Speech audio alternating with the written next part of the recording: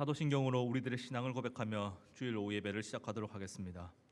전능하사 천지를 만드신 하나님 아버지를 내가 믿사오며 그 외아들 우리 주 예수 그리스도를 믿사오니 이는 성령으로 잉태하사 동정녀 마리아에게 나시고 본디오 빌라도에게 고난을 받으사 십자가에 못 박혀 죽으시고 장사한 지 사흘 만에 죽은 자 가운데서 다시 살아나시며 하늘에 오르사 전능하신 하나님 우편에 앉아 계시다가 저리로서 산자와 죽은 자를 심판하러 오시리라. 성령을 믿사오며 거룩한 공회와 성도가 서로 교통하는 것과 죄를 사여 주시는 것과 몸이 다시 사는 것과 영원히 사는 것을 믿사옵나이다. 아멘. 함께 찬송가 523장 찬양하시겠습니다. 찬송가 523장입니다.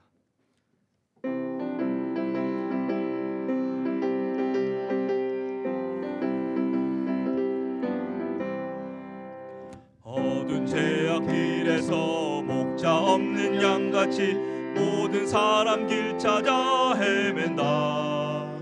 자비하신 하나님 독생자를 부르사 너를 지금 부르니 나오라. 이때라 이때라 주의 긍휼 받을 때가 이때라. 지금 주께 나와 겸손하게 아뢰라. 구원함을 얻으리 험한 십자가 위에 달려 돌아가신 주 다시 살아나셨네 기쁘다. 죄인 구원하실 때 어서 주께 나와 그 신 은혜 구하라 구하라. 이때라 이때라 주의 긍휼 받을 때가 이때라. 지금 주께 나와 겸손하게 아뢰라. 구원함을 얻으리 주의 귀한 말씀에 영원 생명 있나니 주님 너를 용서해 주신다. 주가 부르실 때에 힘과 정성 다하여 주의 은혜 받으라 이때라 주의 긍휼 받을 때가 이때라.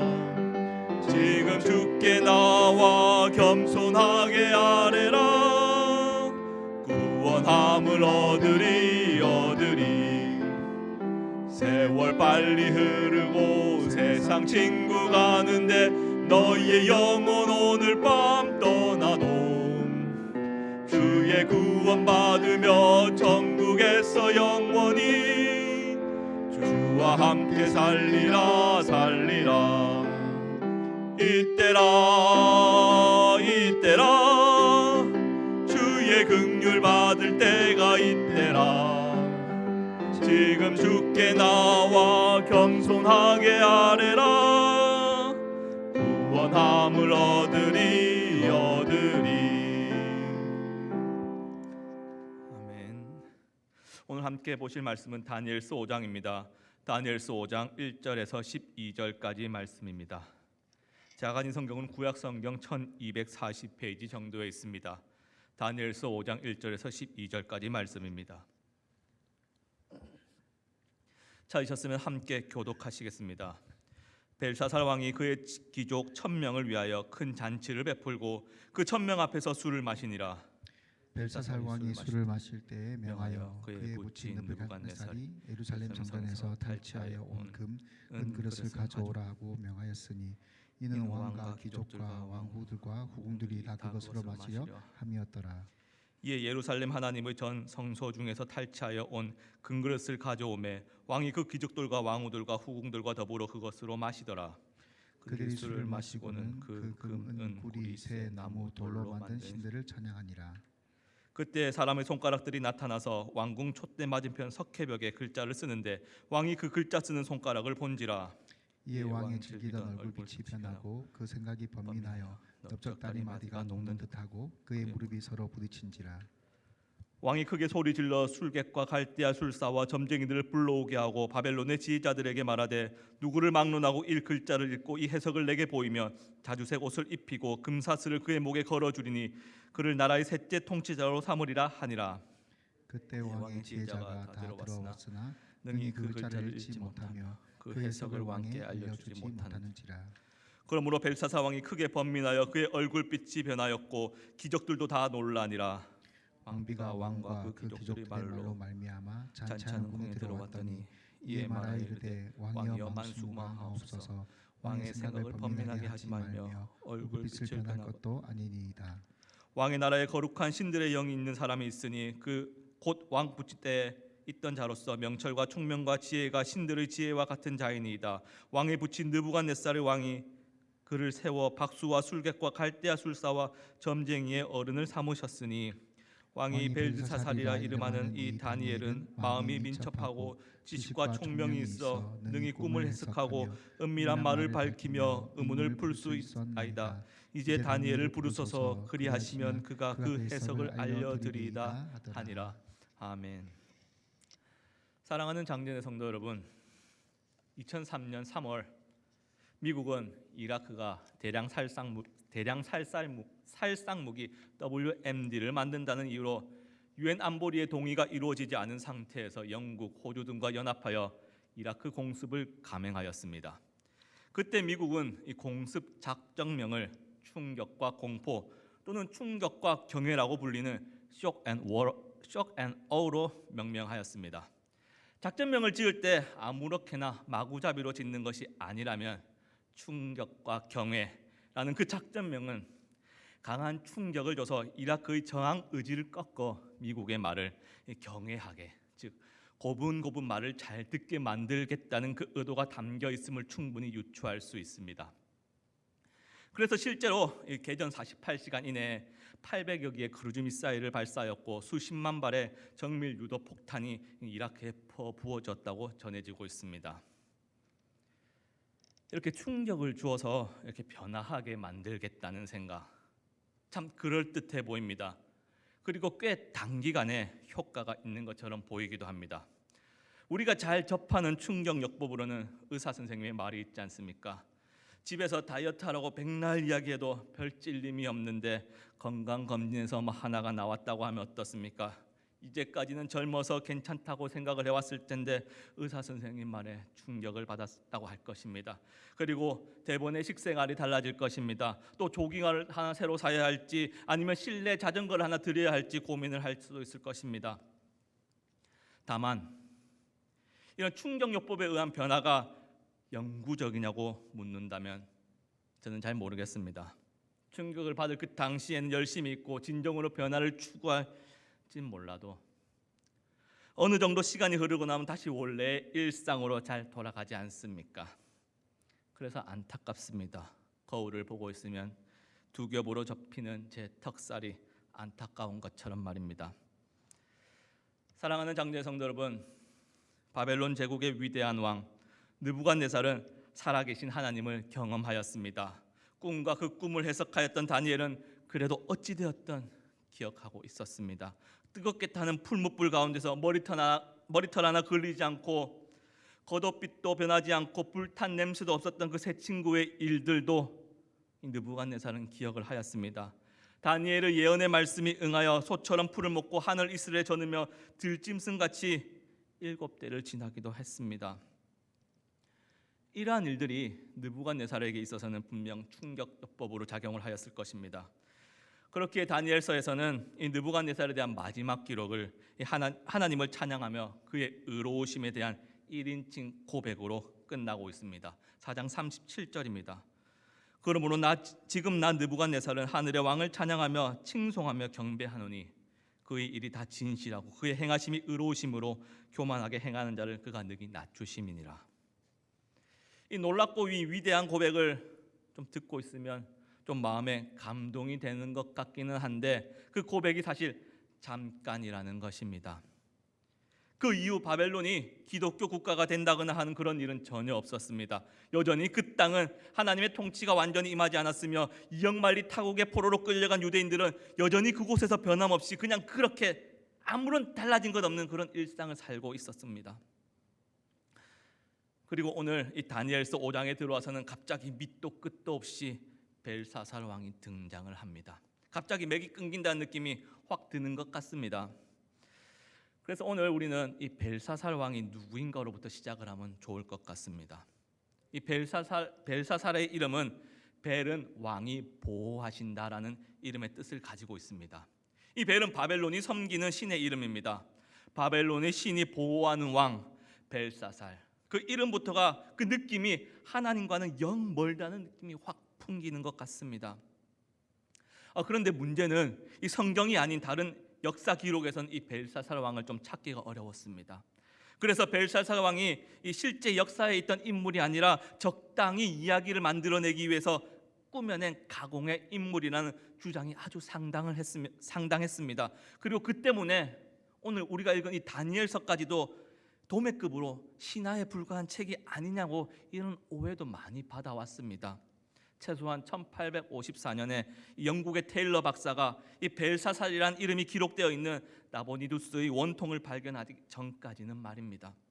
그리고 1882년 이 나보니두스의 연대기라는 이 문서를 발견됨으로써 벨사살 왕에 대한 실체를 우리는 좀 자세히 알 수 있게 되었습니다. 먼저 이제는 자꾸 다니엘서에서 이렇게 꿈도 꾸고 금신상도 만들고 해서 이렇게 우리에게 친근한 이 느부갓네살 왕은 이 바벨론 제국을 43년간 통치한 후 BC 562년에 사망을 합니다. 그리고 그의 아들 아멜 마르둑 왕이 2년간 통치를 합니다. 성경에서는 이 마르둑 왕을 열왕기하 25장에서는 여호야긴 왕을 풀어주고 왕의 식탁에서 식사를 하게 한 그 에윌 무로닥이라는 왕으로 바로 그 사람입니다. 에윌 무로닥 왕은 2년간 바벨론을 통치하다가 느부갓네살 왕의 그 사위, 즉 자신의 처남으로부터 살해를 당합니다. 그렇게 반란으로 왕권을 잡은 처남 네리글레살 왕이 4년간 바벨론을 통치하게 됩니다. 성경에서는 이 네리글레살 왕을 예레미야 39장에서 네르갈 사레세로 등장을 하고 있습니다. 하지만 이번에는 그의 아들 라바시 마루둑이라는 왕이 등장을 해서 반란을 일으켜서 왕좌를 빼앗고, 이번에는 이 라바시 마루둑이라는 왕은 고작 9개월간 통치를 하다가 또 반란군에 의해서 맞아 죽게 되었습니다. 지금 2년, 4년, 9개월 이렇게 자꾸 짧은 기간에 왕이 계속 바뀌면서 바벨론의 전국은 아주 불안한 상태였습니다. 이때 네 번째로 등장한 왕이 나보니두스 왕입니다. 그는 이 바벨론의 마지막 왕으로 왕권의 정통성을 확보하기 위해서 이 느부갓네살의 딸과 정략 결혼을 합니다. 그 사이에서 태어난 아들이 오늘 다니엘 5장에 등장하는 벨사살 왕입니다. 나보니두스 왕을 끝으로 바벨론이 멸망했다고 하니, 그렇다면 아들인 벨사살 왕은 사실 정식 왕이 아니라 정확하게 말하면 왕자인 것입니다. 이 왕자이기는 한데 아버지 나보니두스 왕은 전쟁을 아주 많이 하기로 소문난 왕이라고 합니다. 기록에 의하면 이 나보니두스 왕은 17년간 바벨론을 다스렸다고 하는데 그 중에 17년 가운데 14년은 바벨론 도시에는 발도 들여놓지 않고 거의 날마다 전쟁을 치렀다고 합니다. 그러다 보니 자신이 전쟁터에 있는 동안 본국의 내정을 맡길 사람이 필요하였으며 자연스럽게 아들인 벨사살이 통치권을 위임받아 바벨론을 다스렸다고 합니다. 그렇게 섭정을 하였다고 합니다. 그래서 벨사살은 아버지 나보니두스 왕의 대리자 역할을 하며 국민들로부터 이렇게 벨사살 왕이라고 왕으로 불린 것입니다. 그리고 지금 바벨론은 메데바사 제국과 전쟁을 벌이고 있는 상태였습니다. 이 나보니두스 왕에게 이 메데바사의 제국은 아무래도 만만치 않았습니다. 아무리 자기가 자신의 전쟁의 광이라고 하더라도 이 거대 제국에는 힘이 밀리는 겁니다. 아주 전세가 불리한 상황이었습니다. 메데바사국은 거의 3개월 가까이를 이 바벨론 외곽을 둘러싸고 포위하고 있으며 지금 그것을 간신히 막아내고 있는 상황이었습니다. 그렇다면 오늘 이 벨사살 왕은 좀 상식적이지 않은 것 같습니다. 맨날 전쟁이라 아버지가 전쟁터에 나가 있는 상황이 아무리 익숙하다고 하더라도 지금 전세가 불리한 상황에서 열리는 성대한 잔치가 도대체 웬 말이냐는 것입니다. 무려 귀족 1000명이나 불러놓고 술을 마시며 파티를 즐겼습니다. 이 귀족들을 격리하기 위해서인지 아니면 전혀 정치에는 관심이 없고 주지육립에 잔치나 즐기고 후궁들을 모아 진탕하게 먹고 마시는 그런 난잡한 잔치를 그저 좋아하는 것인지는 몰라도 그 파티 가운데 흥겨웠던 벨사살은 느부갓네살이 예루살렘 성전에서 탈취해온 그 금그릇을 가져오도록 하였습니다. 그리고 그 그릇을 가져다가 술을 마시는 것입니다. 단순히 그냥 파티하는데 사람이 1000명이나 있으니 술과 음식을 담아낼 그릇이 모자라서 성전 그릇을 술잔으로 사용한 것이 아닙니다. 벨사살은 이 바벨론의 신이 이 여호와 하나님보다 더 위대하다는 것을 귀족 1000명들 앞에서 보여주고 싶어서 그랬던 것입니다. 성전 그릇으로 된 술을 마시면서 이 바벨론의 금, 은, 동, 철, 나무, 돌로 된 신을 찬양하였다고 성경은 기록하고 있습니다. 돌로 된 이방 잡신보다도 못한 대접을 우리 하나님께서 지금 받고 있는 것입니다. 이는 분명 우리 하나님을 여호와 하나님을 극도로 조롱하는 행위였으며 모독하는 행위입니다. 여호와 하나님의 이름이 술자리에서 소비되는 싸구려 가십거리로 전락해 버린 것입니다. 사랑하는 장제 성도 여러분, 그런데 이때 이 바벨론에서 살고 있는 유대인들의 심정은 어떠했을까요? 느부갓네살 왕이 하나님을 찬양하고 높임으로 이제는 여기가 비록 바벨론 땅이지만 그럼에도 하나님의 통치를 기대하였을 것입니다. 이제는 좀 달라질 거라 생각했는데 이제는 좀 희망찬 미래를 기대했을 텐데 다시 원상태입니다. 하나님의 도우심과 인도하심이 없었다고 말은 못하겠지만 그러한 일들이 별반 도움이 되지 않을 것 같습니다. 어쩌면 오히려 옛날보다 더 못한 것 같기도 합니다. 그때 1000명의 귀족들을 불러 예루살렘에서 가져온 그릇에 술을 부어 마시며 하나님을 모독하고 있는 그때 왕이 마주보고 있는 석회벽에 갑자기 사람의 손가락이 나타났습니다. 사람 형상 전체가 나타나면 그래도 좀 덜 무서울 텐데 손가락들만 떡하니 나타나더니 벽에 글을 써내려가기 시작했습니다. 그 모양새를 한번 상상해도 좀 깨름직합니다. 소름이 좀 끼치는 것 같습니다. 그곳에 있던 모든 사람들이 그 글자를 볼 수가 있었습니다. 모든 사람이 다 봤습니다. 즉 무슨 말이냐면 그 글자와 손가락은 벨사살의 꿈이나 환상이 아니라 모두 다 보는 실제라는 것입니다. 얼마나 충격적이었는지 벨사살의 얼굴빛이 변하며 넓적다리 마디가 녹는 듯 하였으며 또 무릎이 벌벌벌 떨어서 부딪혔다고 성경은 기록하고 있습니다. 아주 강한 충격을 받은 것이 분명합니다. 확실합니다. 그렇다면 이제 벨사살 왕이 좀 변해야 하지 않을까요? 이 정도 충격을 받았으면 그래도 살아계신 하나님을 인정하고 그 삶이 변해야 하지 않을까요?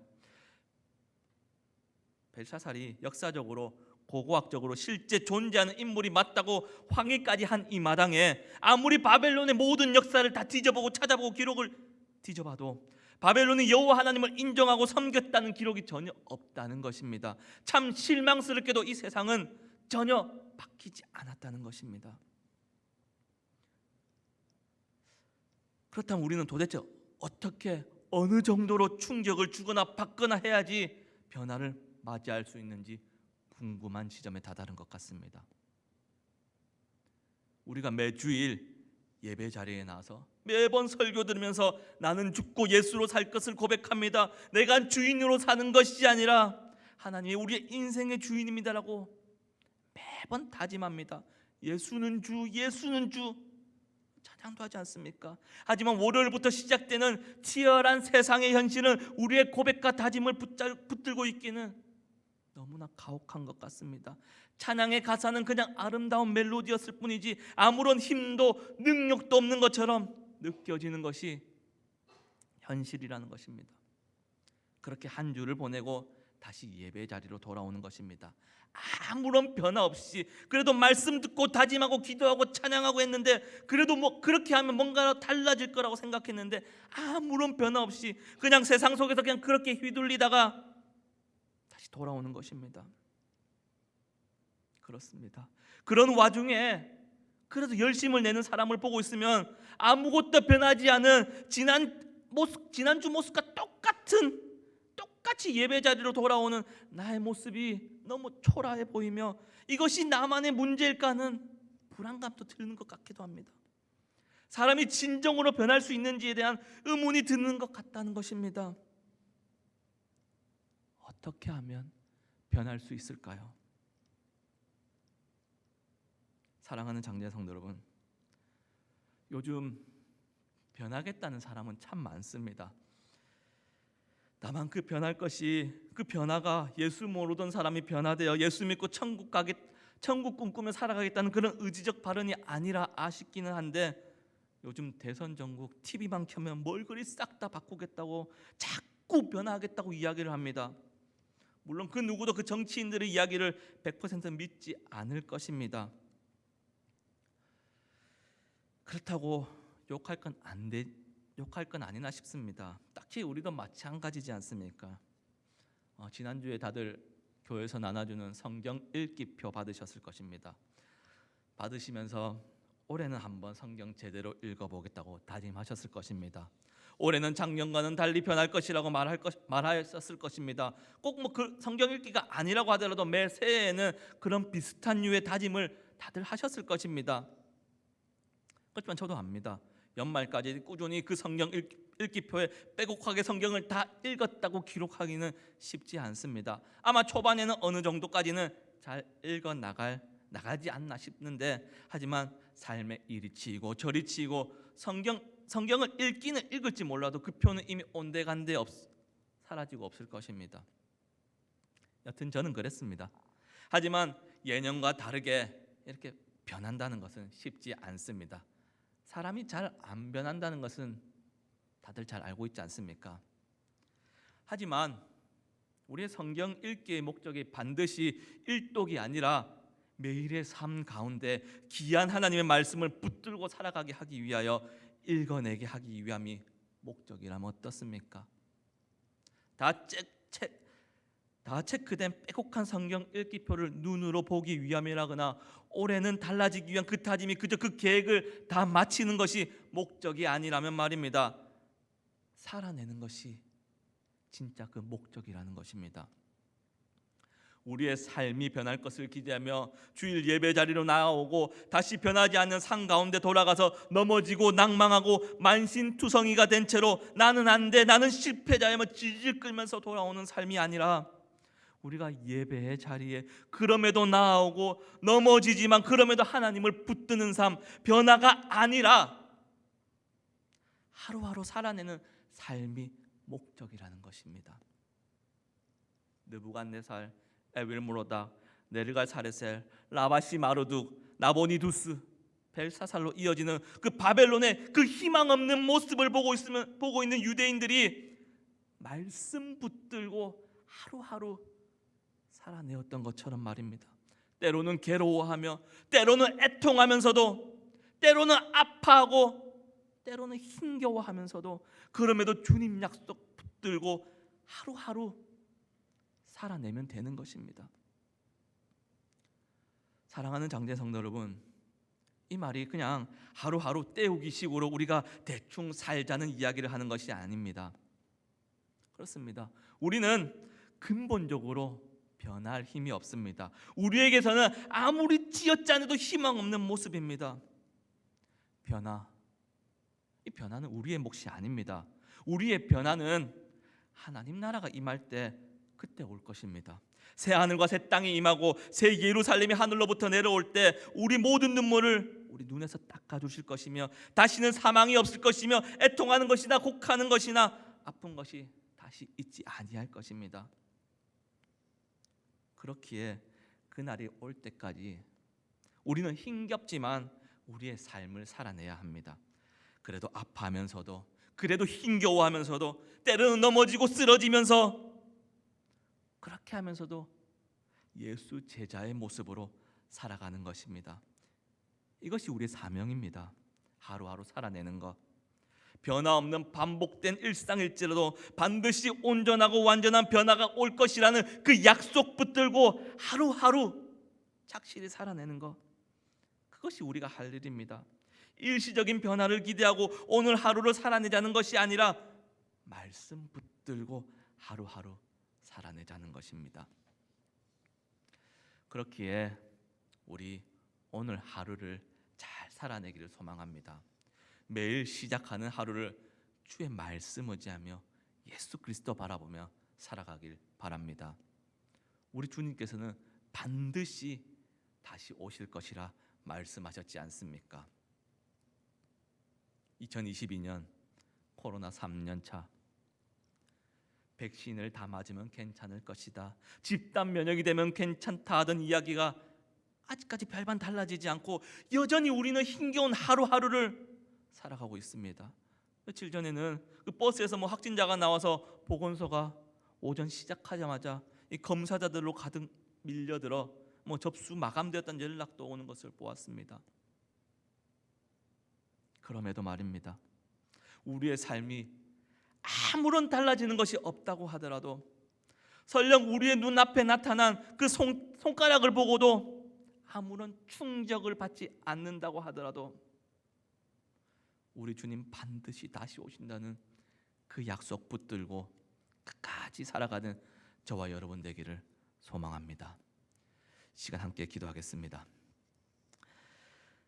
사랑하는 하나님, 감사합니다. 하나님, 우리는 강한 충격을 주면 사람이 변할 것이라 기대를 하지만, 그래서 조금 변하는 것처럼 느껴지지만 근본적으로 변할 수 없다는 사실을 오늘 함께 나누었습니다. 오직 우리의 온전한 변화는 우리 주님 다시 오실 때 변화할 것이며, 우리는 그날이 올 때까지 하루하루 견디며 소망하며 살아가길 바랍니다. 우리의 삶에 어떠한 변화가 없다고 하더라도, 또한 때로는 삶이 괴롭고 때로는 아파하고 힘겹다고 하더라도, 그럼에도 하루하루를 예수 제자로 살아가길 원합니다. 말씀 붙들고 살아내는 삶을 살아낼 수 있도록 하나님, 우리의 삶을 주관하여 주시옵소서. 매 하루하루가, 매 순간순간이 하나님께서 친히 은혜 베푸시어 우리에게 너끈히 살아갈 힘을 허락하여 주시옵소서. 이 모든 것 우리를 권하신 예수님 이름으로 기도드립니다. 지금은 우리 주 예수 그리스도의 은혜와 하나님의 크고 놀라우신 사랑과 성령 하나님의 충만하신 역사심이 눈에 아무런 변화가 보이지 않더라도, 삶 가운데 아파하고 힘겨워하더라도, 그럼에도 주의 말씀 붙들고 의지하며 하루하루 살아가길 소망하는 주의 백성들 머리에와 복음 전하기 위해 한 영혼 붙들고 하루하루 버텨내는 선교사님들과 사역자들 위해, 그들의 교회 위해 지금부터 영원토록 함께하기를 우리 구주 예수 그리스도 이름 받들어 축원하옵나이다.